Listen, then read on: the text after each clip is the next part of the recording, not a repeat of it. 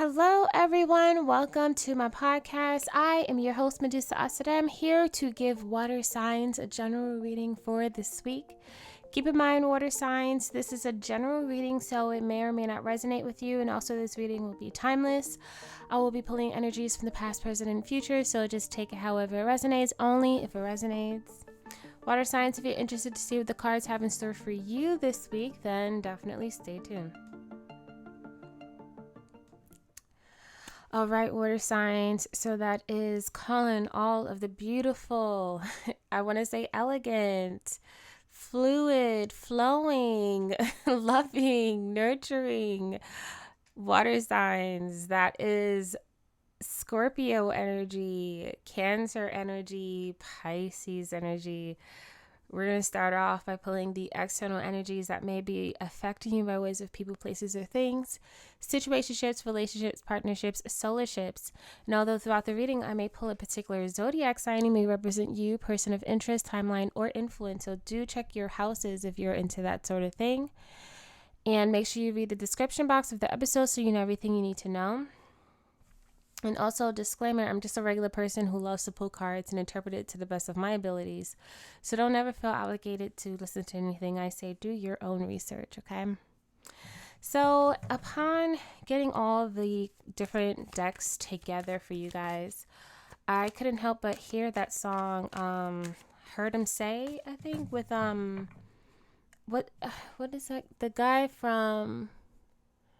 Oh man, I forgot his name. Adam Levine or something like that. I think he's on the song, and also to Kanye West. The Heard 'Em Say version, where they was talking about nothing's ever promised tomorrow, today, and all that stuff like that. It's that song. It's really like rockabye baby, rock a kid to sleep type of feeling I'm feeling. And as soon as I put on the record switch, I just felt that energy for you guys. Okay, so let's see what's going on here. This portion of the reading is just me pulling the energies. We're going to take a break and then come back with the advice. Okay, so if you can stick to the end, okay, for the advice. All right, Simbi energy. All right, so I'm using the voodoo cards to get the external energies here, okay? All right, we also have here, okay, let's get all of them. Let's get all of the cards. We need one more for water signs. Okay. Okay, so special request for this reading in pertaining to the water signs here. The request was to do a relationship type love reading. So I will oblige by using the romantic tarot deck. Okay. So let's see here what this energy is about. Okay, so we start off here with a little bit of energy being applied here. So for this Simbi card, it represents magic being used, right, for a petty end. Okay, but it's this energy really more so, right? Magic is energy, right? Force that's being applied into a situation. Okay, and so what the Simbi card is saying is that simplicity is better, right? Doing too much, being teamed too much, right? It can kind of cause a bit of a ripple effect, or, some people believe in karma. Some people believe in what goes around comes around. You have the, one of the, what is that? The laws of Tahuti, where they talk about the laws of cause, the law of cause and effect. Okay, which is in a sense that's connected to karma. And so it's this energy here of whatever is being applied to the situation, there will be a ripple effect when it comes down to it. Okay, so being mindful this week, okay, if I decide to do X, Y, and Z, do I want this to produce A, B, and C? Okay.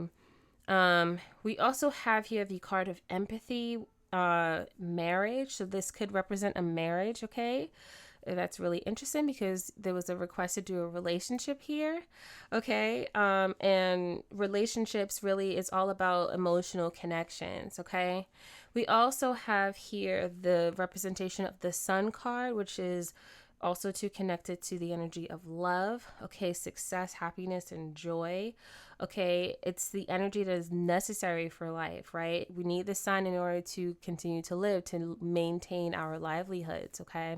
Same thing with love. We think that a lot of times that, everything is like hate, hate, hate, right? But what keeps us engaged, what keeps us being willing participants in situations, is in a lot of ways there is love that is there, but it's just heavily, heavily, heavily suppressed and buried underneath, like it's like 6 feet deep type thing. And so it doesn't mean that it doesn't exist. Okay.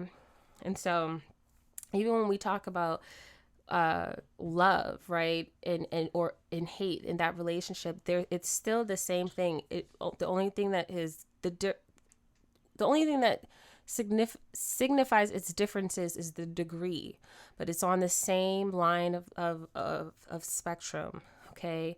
They're just polar opposites, but you have love, hate, they coexist together, just like light and darkness. The only thing that changes between these two words is the temperature or the degree. Okay. Yeah, a lot of times we don't understand that. We think of it as two separate things, right? Like even with just the humanity in itself, right? People think that what signifies or what embodies our differences is the color of our skin, or our upbringings, or where we come from and all that stuff like that. But there's only one species or one being, and that is the human, right, race, or the human species, right? And so that's pretty much what I'm talking about with all this. But let's keep going, okay? Because I can go on. We close this off here with the market, and this is a representation of the Wheel of Fortune, but it's also about life. Okay, it's also about cooperation in order to survive, in order to thrive, right? It's a change of fortune, and it's also too about interdependence, okay? And so with all of this is really feeling like is this energy here where it's like whatever it is that we apply to, we reap what we sow. Okay. And this is really interesting. Me and my partner was having a conversation today, and it stemmed from the request, and I was just really thinking about it, like how can I, like, what does this mean, like how can I like talk about this and all that stuff like that.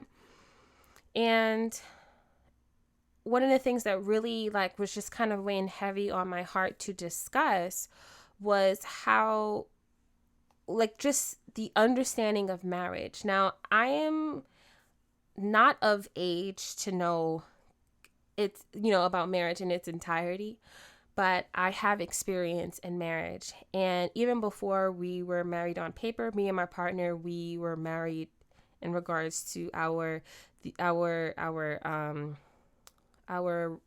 the responsibilities that we decided to uphold and upkeep in order to maintain the structure and the relationship that we took on at a very young age with each other. And there's a significant difference in the different cycles that we had to endure together when it came down to our relationship and our marriage. In the beginning, it was daffodils and daisies, and it was just all, lovey-dovey and all that stuff like that. And that's usually what happens within the mating stage or the courting stage. And then when we got into that space of like coming together, living together and all that stuff like that, it was still brand new, but it was the kind of distraction that that took us from being able to really like see ourselves for our true colors, because we were very much worried and focused on maintaining our livelihood and our survival and all that stuff like that. But once we got into a comfortable, that point of comfortability, and we got ourselves into a routine, it was just he and I. And there's a complete and total, like, it changes the game, where it's like, okay, I'm being presented with this person, and this person is being presented with me, the good, the bad, the ugly, the beautiful, right? And the chaos of it all. And it was tough. It was tough. We even went through a separation period, and there was a long time that I thought that I did not like my husband 99% of the time.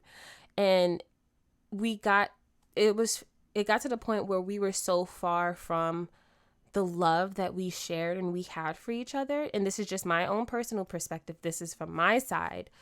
But it was as if, like, I had gotten so far away from the love that I once had for my partner that it gotten to the point where there was, like, so much disdain, so much resentment, so much bitterness, so much anger that I was just holding on to based off our experiences and how things were handled.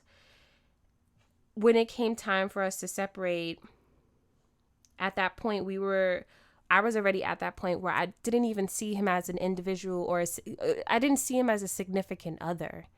And so whenever we have our arguments, I would say hurtful things and not think about the repercussions in regards to how it affected him. When we would not speak to each other, or I would do things and I would think of my life as he was some separate entity. It was just me, my kids, and then he was like an afterthought. And so once we got back together, I had to say to myself, do I want to continue to have this kind of relationship? But not only just that, like, do I believe, do I feel in my heart that I can thrive living in this, like, with this relationship dynamic? And I had to be honest with myself, and I said, absolutely not. I had to get myself to the point, just like I got myself to the point to no longer have that love for, or not identify and recognize and feel the love that is already inside. It exists. We were together. But just like I was able to turn off that switch, I made that conscious decision to do that. I had to learn how to consciously decide and turn the switch back on. And it's not easy. It really isn't easy. And it's every single day being accountable and being responsible for the role that I play within my relationship dynamic, and being accountable for the things that I say, the things that I do, and understanding that it's not just about me. We are a union. And once I was able to turn that switch back on, I saw how my partner started to relax a little bit, and we started to get into that flow. We started to work on one accord, and it's way different than how things were in the beginning of our relationship, when everything was daffodils and daisies. Because at that point, we were together because we were looking for love. We were looking for companionship because we didn't receive that at home, us being like teenagers, and we were chasing a fantasy. And then once we went through the many different phases and understand that that is just a fantasy, and it's not real. Like, what we have is real, and us being able to live out that realness between each other, it's a completely different kind of dynamic here, because it's like, this feels more real. You know what I'm saying? Like, this feels more real, and it feels more mature, and it feels more livable. In the beginning, it was more so of obsession. Oh, like, everywhere you go, I have to go. Who you texting? Who you talking to? Don't leave me, be with me. It was like that kind of neediness, where it's just like, now it's no longer a thing. back then it was like more so constantly having to prove. But now it's like, this is not what that's about. This is a different kind of love where it's just like, I accept you as an individual, you accept me as an individual, but we also accept each other as a union and as a partner. There's respect there. And it's constantly having to do that. Not to say we're at the point where everything is perfect, right? Because, we're humans, we're innately flawed. I have my hiccups as just, me being a woman and the embodiment of chaos. It's there is going to be, some agitation there. But I understand the power that I possess bringing into this relationship and how that can be, in a lot of ways, the difference between me being a Wanda and then me being the Scarlet Witch, right? There's a fine line there. And so understanding the dynamics that I possess within myself and what I bring to the table, and understanding his role as the masculine energy that brings forth discipline, structure, security, and order, letting him do him, right? And allowing him to bring those things to the table. And that's another thing too, because I could sit here and make myself accountable all I want to, but on the other side here, it takes two to make this tango flow and unified. And so we both had to, in the different stages, in the different times or the different shifts that we experienced, we had to both come to one accord. And he understands that, as a woman who embodies like just a lot of emotions and just a lot of chaos. He understands that is what's to be expected. And me looking at my husband as a man who embodies the masculine energy and dominantly the masculine traits, when he comes in to de-escalate or destabilize my, unstableness, it's not him. I'm not at war with my partner. That's what I'm trying to say. I'm not at war. And so we have to understand these things. I'm only speaking from my personal experience, because I understand when I can be a bit unhinged and unstable, I can perceive things from a space of survival and self-preservation that I wouldn't see him. And a lot of times I didn't see him as someone who was just trying to handle it all and still and try to keep his emotions, right, together.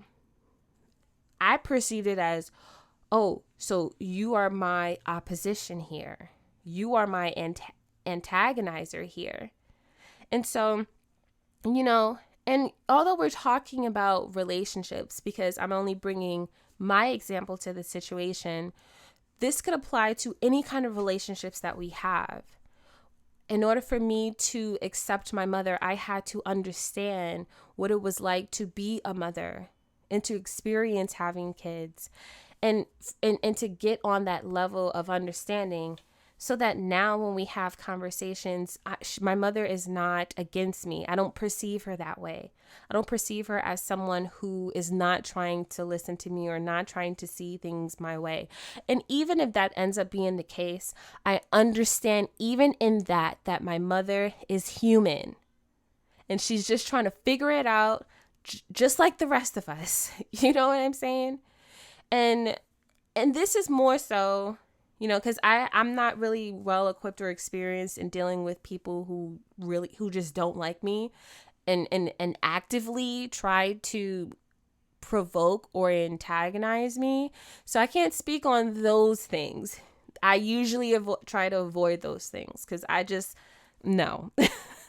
But for relationships, when it comes down to love, like connection, like the connection of like love and all that stuff like that, like it's, or more invested love than, anything else, right?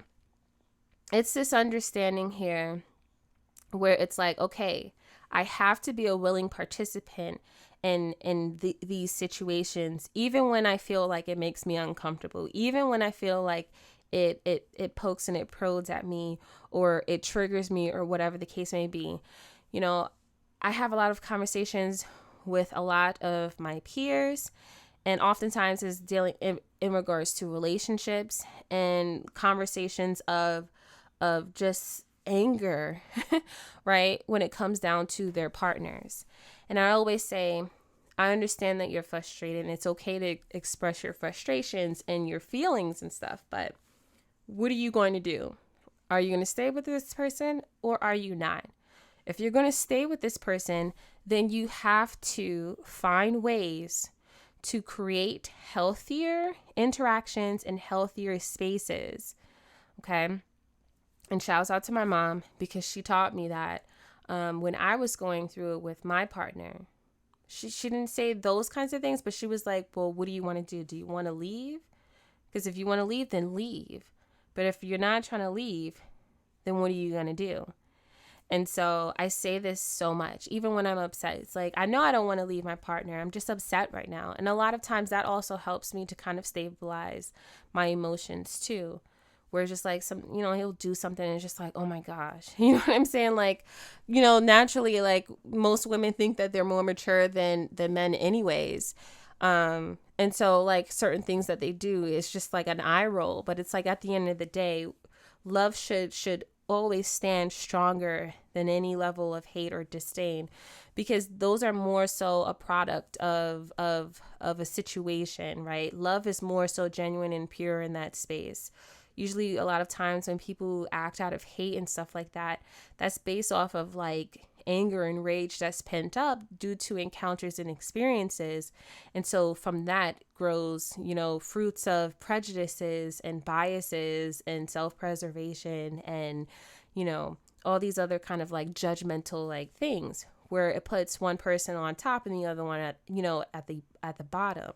Okay, and then even in some cases, it's inferiority complexes too.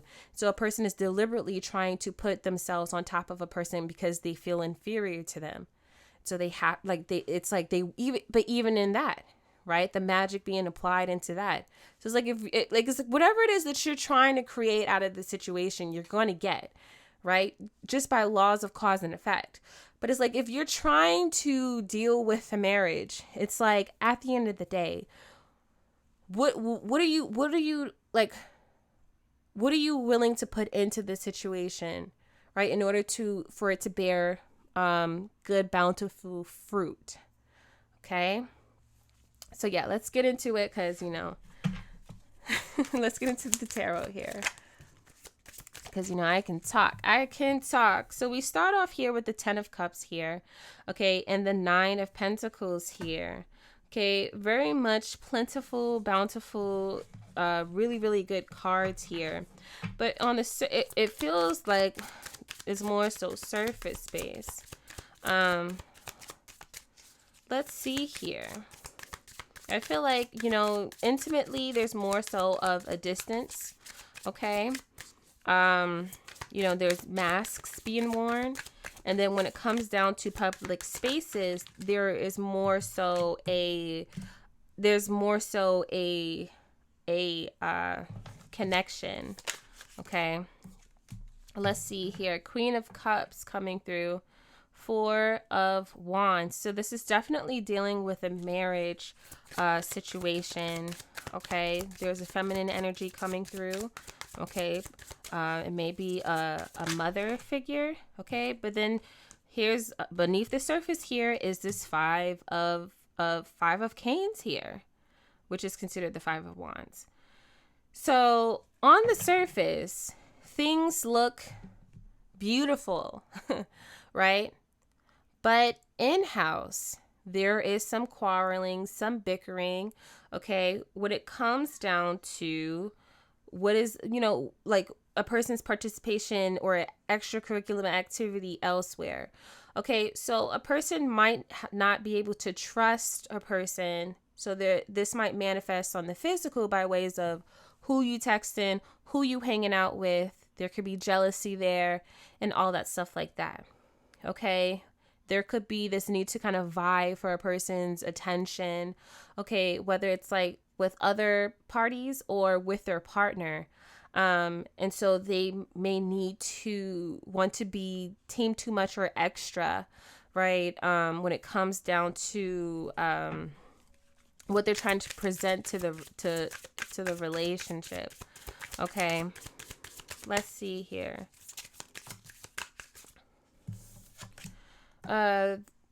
Overcoming this here, we have the Magician card. Okay, and so what happens is whenever this issue comes about, okay, a person loses all control or sense of self, or how loses control in regards to the situation at hand.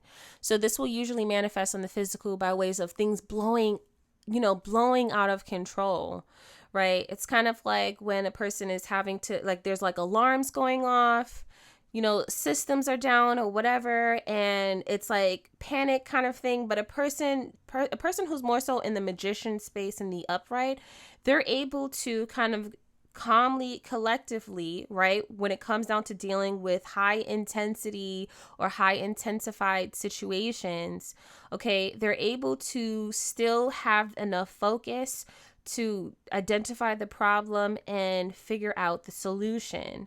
Okay, so you'll see movies where, stakes is high, right? The plane is making a nosedive.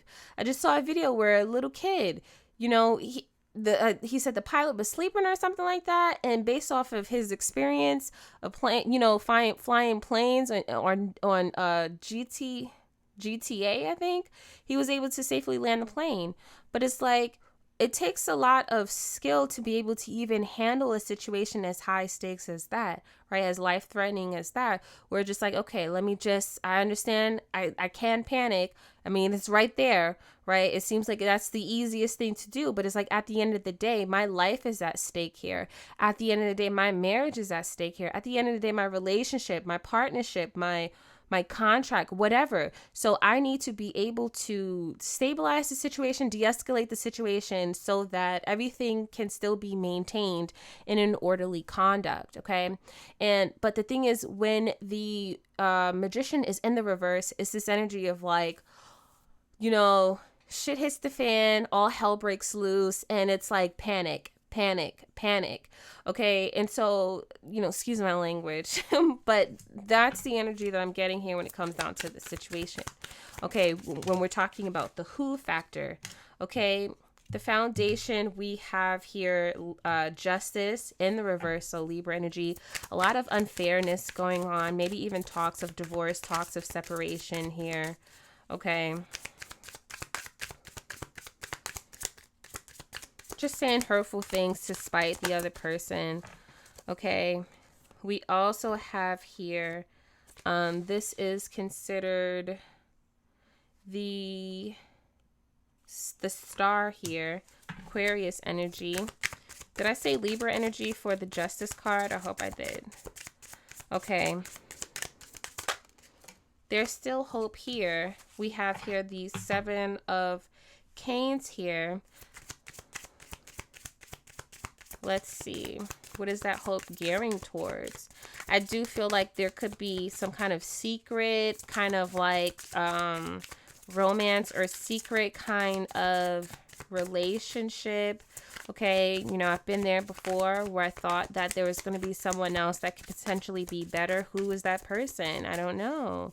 So it's more so a figment of my imagination, something that I've kind of conjured up in my fantasy. Someone who would be so much better than my partner, someone who understood me, someone who handled me properly, who respected me, who acknowledged me, who held my hand and opened up doors, or whatever the case may be. It's like that kind of thing where it's just like things are not, the grass is not green here. So it's like imagining, another lawn of grass, and how beautiful and how green and how lush it'll look.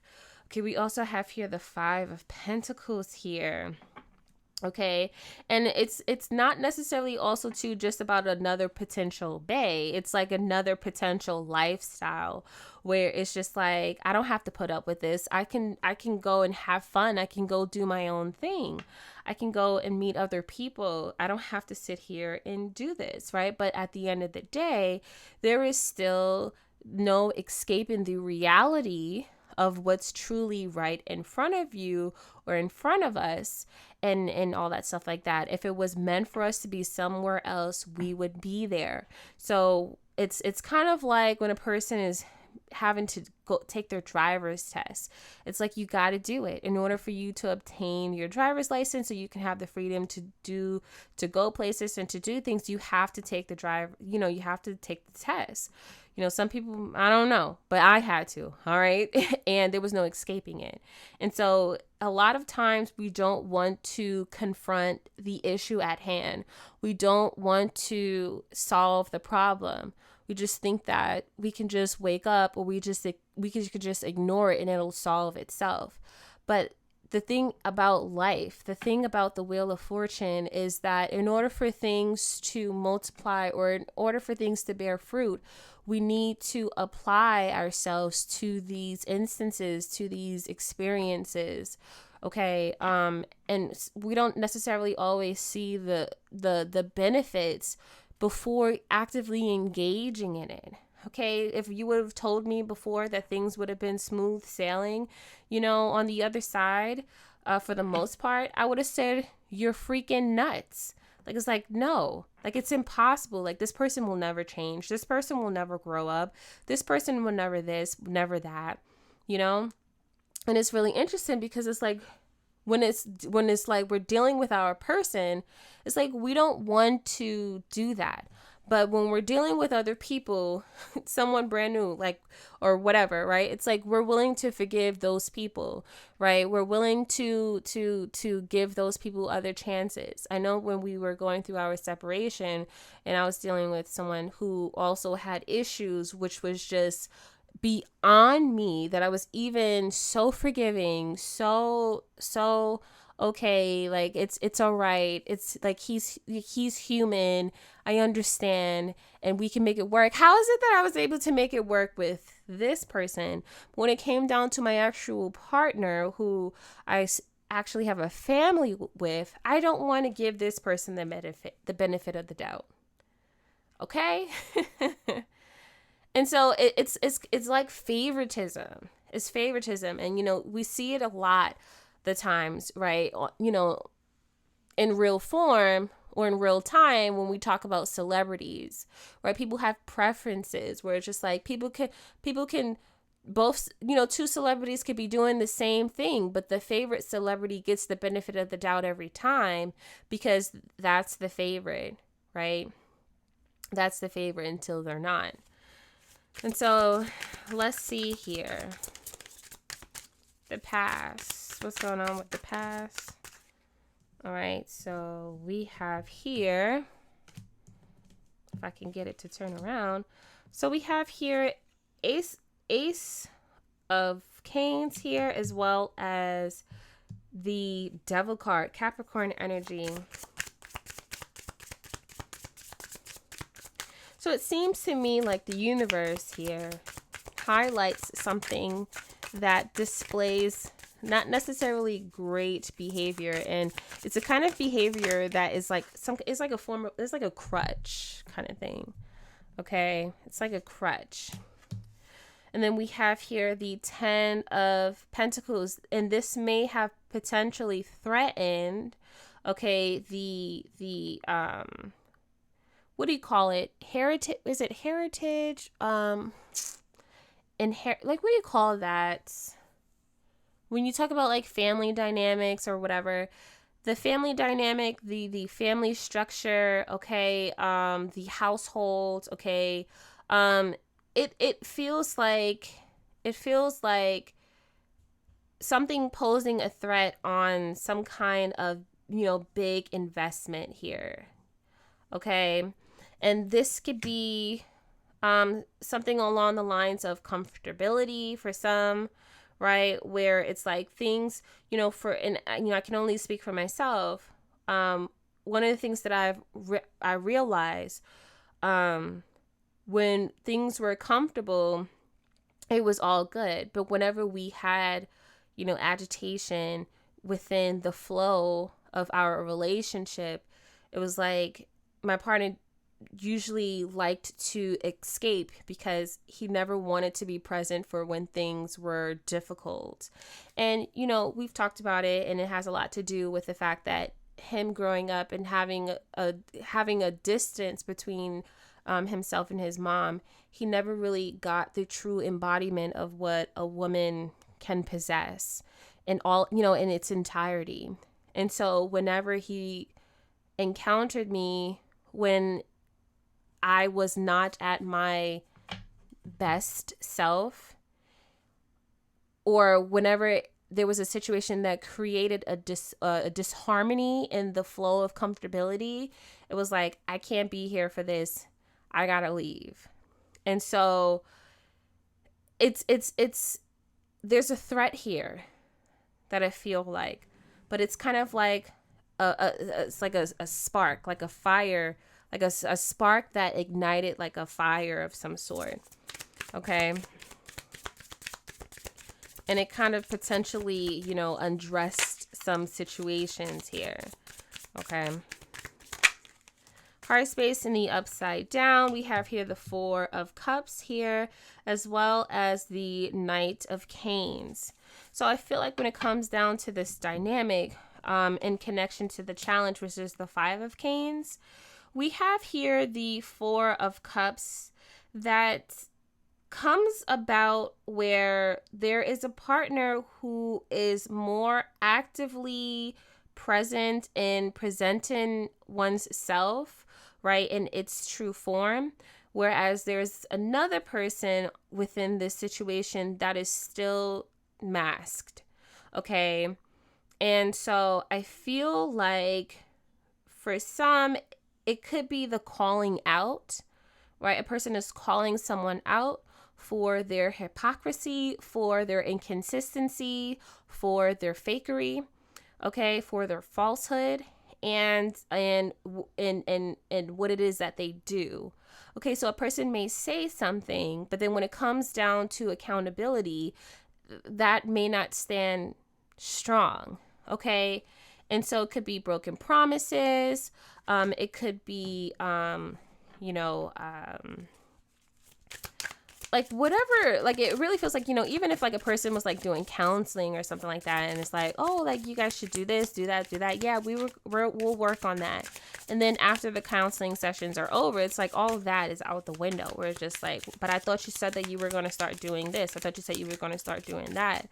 And so like, it really feels like a person is just not necessarily being, upfront or just, how do I say this? Okay, it's kind of like a group project, and the person's not doing their part is what I'm trying to say. Okay, so let's see here what's going on in regards to the heart space in the upright. So we have here, okay, Leo energy. Okay, with this Strength card, and then we have here Ace of Cups. So I feel like the heart, the heart of the matter is really just trying to create a constant flow of trust, okay, and love. Okay, there is a need or desire for a person to dismantle it, some kind, like a character trait or persona that's very much ego based here. And so it can be pretty childish. It can be very selfish. It can be very aggressive. It can, do things, okay, and have no regard for consequences. And so, I feel like there's a masculine energy for some who is trying to dismantle, something here. Like, it really feels like, even now as I'm talking, it feels like an image that a person may have, whether they built it up or someone or the other party has built it up themselves. But it's gotten to the point where it's just like, I don't want to see this person this way, or I no longer see this person this way. And so there is a old way of thinking, right? It's a new era that is trying to come forth out of this relationship here. All right. It's kind of like when everyone was destroying and bringing down all of these white supremacist figurines that's all over the world, and they were like throwing it in the river and all that stuff like that, and defacing it and all that stuff like that, right? It's like, it's an end. It's like, it's just in that protest alone, it's like people are saying like, it's an end to this era. It's an end to this way of living. It's an end to this conditioning. It's an end to this. And it's like, we're no longer accepting this. We're no longer participating in this. And we're no longer allowing this to represent us as the collective, or us as a society. We're no longer upholding these ways of traditions, beliefs, systems. It must fall. And so it's really about that. And I feel like for some, it could be a little bit difficult here when it's like, but I don't want to, I'm not changing. I'm not doing this. I'm not doing that, and I totally get it. I totally get it. One of the things I realized when my partner had told me when we got back together, and it was like, okay, like, what do you want me to do? And all that stuff like that. At first I was like, you're going to listen to what I say. You're going to do this, and you're going to, and it was just like, I saw the look on his face, but then I had to think to myself, it was like, no, we're not doing this anymore. We're not doing this anymore. And I had to say that to myself first and mean it. And that's when it was like, no, things are change. Like there's a need for change. Okay. And so let's see here. What's going on here in the future? All right. There could be some idolizing of other people, other people outside of the relationship as well. Okay, so we have here the what is this? The Page of Canes here. It's a lot of fire energy with you guys. Let's see, we need one more card. Okay. So the Page of Canes here, 3 of Cups, 9 of Canes, okay, and the Tower energy. So remember we were talking, like that's a great example of, or another example of dismantling, right, an old structure, right? It's like it's time, right? So it's this energy here where it's just like we can think that, oh, I can hold this building up with a Band-Aid, right, with some Elmer's glue and spit, and I'll just continue to just keep applying that Elmer's glue. But it's like, listen, when it's time to fall, it is time to fall. And this is representing an end to an era. Okay. And for some, there could be some difficulty here. Okay. When it comes down to this huge shift that is happening. Okay. Luckily, we were able to survive our huge shift. But that's the thing. Love prevailed. And that's why they have that slogan where it says love wins. But sometimes people actively disengage from that saying because they don't want to hear it. They don't want to acknowledge it. Okay, because they're just so fueled by disdain and like dislike, okay, for the people that are involved. Okay. So we're going to take a little bit of a break. Okay, and then we'll come back with the advice from Spirit. Okay, water signs. So let's see what's going on here. What is the advice for water signs? That is Pisces, Scorpio, Cancer energy. What is going on with my fellow water signs? All right, what's going on? These are a little hard to get a card out of, so it's going to take some time. All right, so we have two here. We have here openness and community. Yes, absolutely. So let's do openness. Okay, let's do openness. Let's see what's going on here. All right, so openness. I hope everyone is doing all right here. Okay, so let's see. Secrets of the moon. So it says here the cycles of the moon affect every aspect of our life. The cyclical magnetic pull regulates the tides as it acts on our planet's water. The moon even affects the monthly cycles of women. It's not an accident that a woman's cycle and the cycle of the moon are approximately the same amount of time. In native cultures, when women lived in nature, it was not uncommon for them to menstruate during the new moon and ovulate around the full moon. It is believed that menstruation was the time that a woman had to be still, but put her everyday labors aside and renew. For all people, the dark of the moon was a time to incubate ideas, watch nocturnal dreams for signs, and be still. In modern life, we as a culture don't honor these natural cycles often enough, and as a result, our lives are usually bereft of this important time of rejuvenation. So the sacred landscape wants you to know, when you receive this card, be open to receiving signs. Be still, do nothing, be open, breathe, relax completely and thoroughly. Incubate your dreams for the future. If you are trying to make a decision, take the time to watch for signs and listen to the whispers of the universe.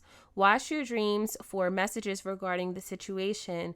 Become the sacred watcher. Observe life as it unfolds rather than becoming engaged in it. Be open to what the universe has in store for you. Be receptive to messages from your soul. This card can also be the bringer of sacred wonders into your life. Miracles can show up in ways you didn't expect. Okay. And we know what community is about, okay? But when we put it together, openness, community, be open to community, okay? So it says here, bumblebee jasper, so pollination, willpower, new ideas. Sting like a bee, bumblebee jasper enhances creativity and helps to pollinate ideas, bringing them to life. This stone gives off a fighting spirit, having been formed in a volcano and containing a strong earthy energy that connects with the willpower of the solar plexus. Bumblebee jasper also assists in alleviating allergies, soothing irritations, and nurturing one's overall health. Bumblebee jasper encourages you to create a buzz, to let yourself be seen and heard for who you are, and whatever new projects you're working on. Take pleasure in your gifts, Leo and Sun.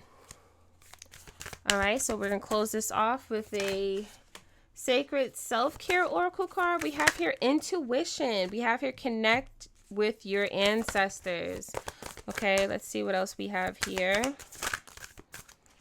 Okay, we also have here spend time with friends, look for fairies, and do a beauty ritual. All right, so I hope I was able to help you out with this reading in any way, shape, or form. That's all for tonight. Good luck to you all on your amazing journeys. Shouts out to the person who recommended to do this particular kind of reading. You guys know I don't usually do, like love readings unless it's February or something like that. But I really hope that this was able to help bring clarity into the situation. Okay? But yes, until next time, peace.